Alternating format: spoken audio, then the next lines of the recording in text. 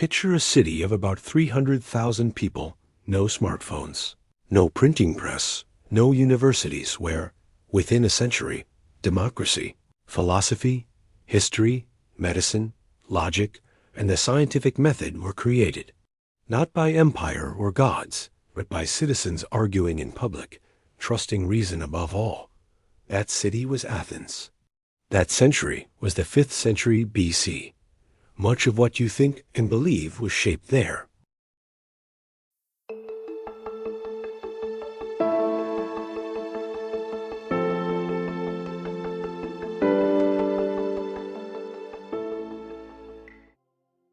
First, a crucial clarification. Ancient Greece was not a unified country. It was a scattered constellation of hundreds of independent city-states, called poleis, stretching from the Black Sea to southern Spain, connected by language, shared gods, and a fierce competitive spirit, but politically fragmented and frequently at war with each other. This fragmentation, historians argue, was not a weakness. It was a catalyst. Because no single empire suppressed dissent, ideas competed openly. Different city-states tried radically different systems: Sparta's austere militarism, Corinth's merchant oligarchy, Athens's democracy, and the results were visible and comparable. The Greek world emerged from what historians call the Dark Ages, a period of collapse following the fall of the Mycenaean civilization around 1200 BC. By the 8th century BC, a recovery was underway. The alphabet was adopted from the Phoenicians. Trade networks expanded, and the first poleis began to crystallize. The poet Homer, composing around the 8th century BC, gave this emerging civilization its founding myths: the Iliad and the Odyssey, epic poems about war, homecoming, honor, and the complex relationship between mortals and gods. The most consequential political experiment in Greek history began in Athens in 508 BC, when a statesman named Cleisthenes introduced a series of reforms that restructured Athenian society and created the world's first functioning democracy. The word itself comes from the Greek demos, meaning people, and kratos, meaning power. Cleisthenes reorganized Athens into 10 new tribes, cutting across old aristocratic family networks, and established the boule, a council of 500 citizens chosen by lot to set the legislative agenda.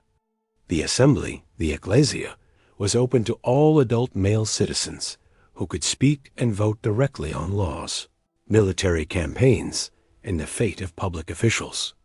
This system was imperfect. Women, slaves, and foreigners were excluded, and historians are careful not to romanticize it.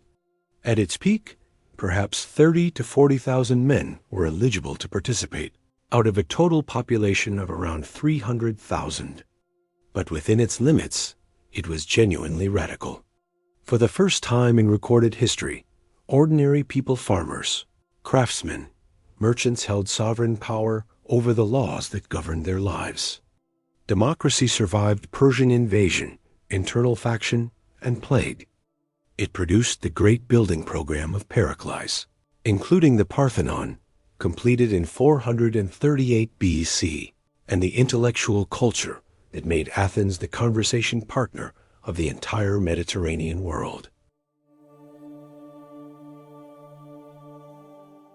In the 5th and 4th centuries BC, Athens produced 3 thinkers whose combined influence on Western civilization is, arguably, without parallel: Socrates, Plato, and Aristotle. Socrates, born around 470 BC, wrote nothing. Everything we know about him comes from his students, primarily Plato. What Socrates did was ask questions, relentlessly, publicly, often irritatingly. His method, now called the Socratic method, was to expose the contradictions in received wisdom, forcing people to examine what they actually believed and why. It was so disruptive that Athens eventually put him on trial for impiety and corrupting the youth. He was convicted and executed in 399 BC, choosing death over exile in one of the most famous acts of philosophical integrity in history. Plato, his student, systematized Socrates' questioning into a comprehensive philosophy. His dialogues, the Republic, the Symposium, Phaedo, and dozens more explored justice, beauty, knowledge, the soul, and the ideal state. The philosopher Alfred North Whitehead famously described the entire history of Western philosophy as a series of footnotes to Plato. That is an exaggeration, but not by much. Aristotle, Plato's student, went further still. He essentially invented the disciplines of logic, biology, political science, rhetoric, poetics, and ethics as systematic fields of inquiry. His method was empirical. Observe the world, classify what you find, reason from evidence.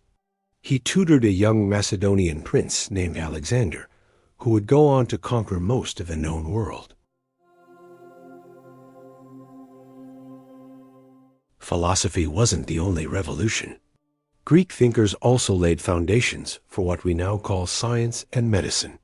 Hippocrates of Kos, active around 400 BC, rejected supernatural explanations for disease and insisted that illness had natural, physical causes that could be observed, recorded, and treated rationally.